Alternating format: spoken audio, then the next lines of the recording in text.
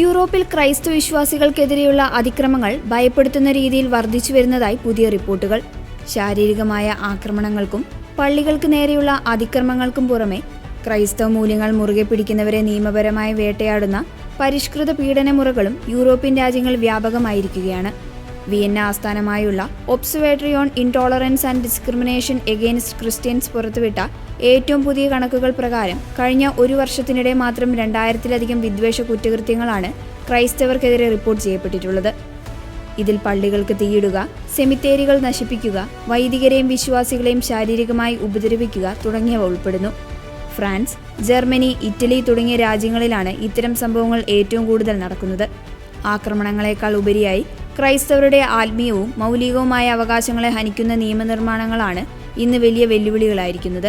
Britain ഉൾപ്പെടെയുള്ള രാജ്യങ്ങളിൽ abortion ക്ലിനിക്കുകൾക്ക് സമീപം നിശബ്ദമായി പ്രാർത്ഥിക്കുന്നത് പോലും ക്രിമിനൽ കുറ്റമായി കണക്കാക്കപ്പെടുന്നു.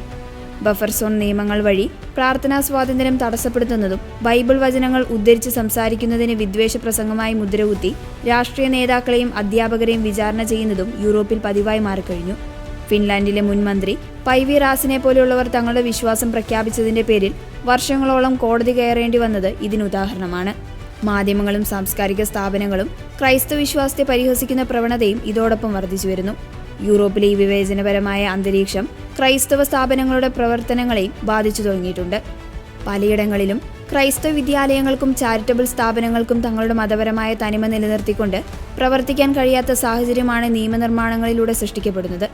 ജോലികാര്യത്തിലും വിദ്യാഭ്യാസ രംഗത്തും ക്രൈസ്തവ ചിഹ്നങ്ങൾ ധരിക്കുന്നതിനും വിശ്വാസം പ്രകടിപ്പിക്കുന്നതിനും അദൃശ്യമായ വിലക്കുകൾ നിലനിൽക്കുന്നുണ്ടെന്ന് റിപ്പോർട്ടുകൾ സൂചിപ്പിക്കുന്നു.